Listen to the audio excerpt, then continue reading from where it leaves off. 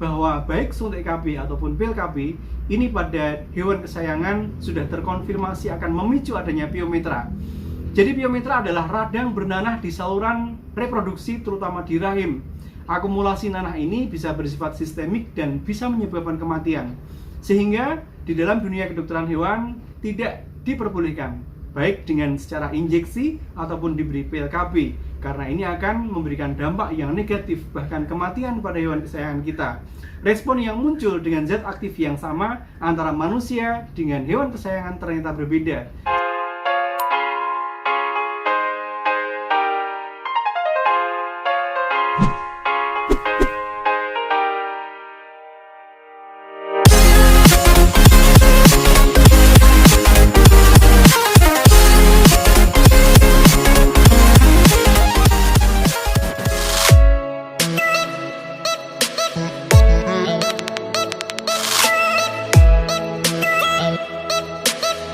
Assalamualaikum warahmatullahi wabarakatuh, pet lover dimanapun Anda berada. Mudah-mudahan selalu sehat, selalu semangat, optimis, maju terus pantang mundur.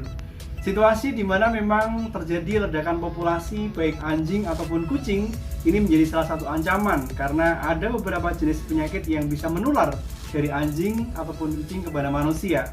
Sehingga salah satu upaya kita untuk mengontrol dari overpopulasi atau ledakan populasi adalah dengan melakukan sterilisasi pada hewan kesayangan kita atau pada anjing, kucing yang ada di sekitar kita. Dan ini tentunya bertujuan untuk meminimalisir dampak resiko dari terjadinya overpopulasi di lingkungan kita. A few moments later. Sebenarnya apa itu sterilisasi? Sterilisasi adalah pengangkatan organ reproduksi pada hewan kesayangan kita. Tentunya antara jantan dengan betina berbeda. Kalau yang jantan yang diambil adalah testisnya, buah pelirnya, sementara kalau betina yang diambil adalah ovarium atau inding telur beserta rahimnya, baik dari kornu ataupun di bagian korpus uterinya. Sehingga harapannya dengan disteril ini hewan kesayangan kita, anjing ataupun kucing kita tidak mampu lagi untuk bunting. Dan ini penting sekali terutama pada pecinta hewan kesayangan yang sudah tidak menginginkan adanya keturunan. Maka dengan disteril ini kita akan memberikan dampak yang baik terhadap hewan kesayangan kita. Tentunya ini menjadi salah satu terobosan kita untuk bagaimana membatasi populasi dan juga menjaga kesehatan hewan kesayangan kita.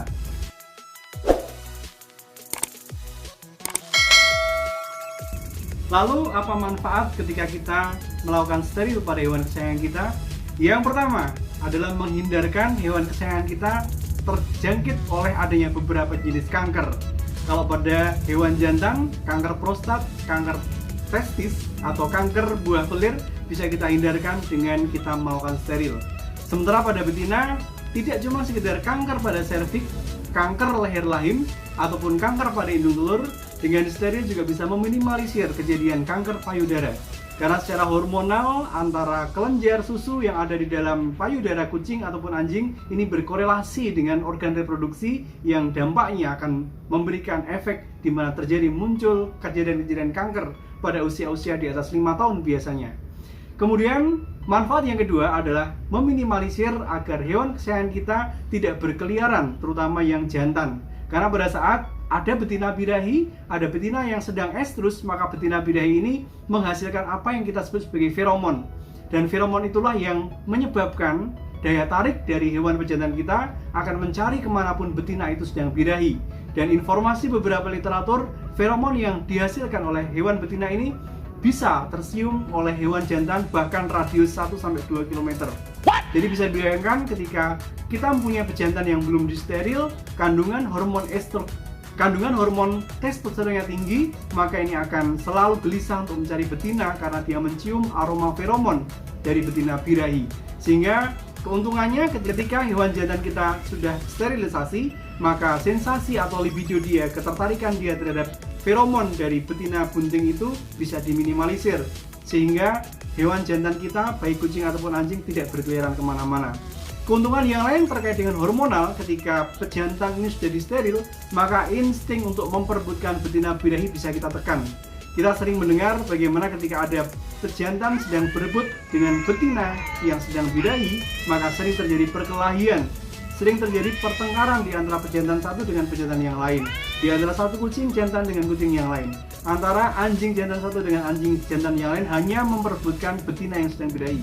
Sehingga dengan disteril ini, insting untuk libido mengarah ke ketertarikan seksual terhadap betina birahi bisa kita tekan seminimal mungkin, sehingga kita bisa meminimalkan kasus adanya luka-luka, adanya pertengkaran, bahkan kasus tertentu bisa merugikan tidak cuma sekedar pada hewannya, namun pada orang-orang yang berusaha untuk memisahkan anjing yang sedang bertengkar atau kucing yang sedang bertengkar berkelahi memperebutkan betina yang sedang birahi.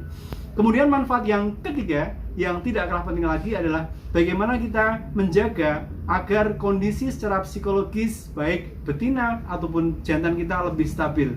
Tentunya dengan kita ambil organ reproduksinya, maka hormon-hormon yang berpengaruh terhadap psikologi hewan, terutama pada hewan jantan adalah testosteron dan hewan betina adalah estrogen, bisa kita tekan seminimal mungkin. Kalau di manusia mungkin ada premenstrual syndrome atau PMS, di mana secara mood ataupun psikologis akan berdampak. Demikian juga pada hewan kesayangan kita, ketika terjadi abnormalitas hormonal, ketika terjadi pergantian hormonal, maka kadang-kadang hewan kesayangan kita yang tadinya bisa nurut, bisa lebih bersahabat dengan kita, tiba-tiba mengalami perubahan yang berhubungan dengan perilaku.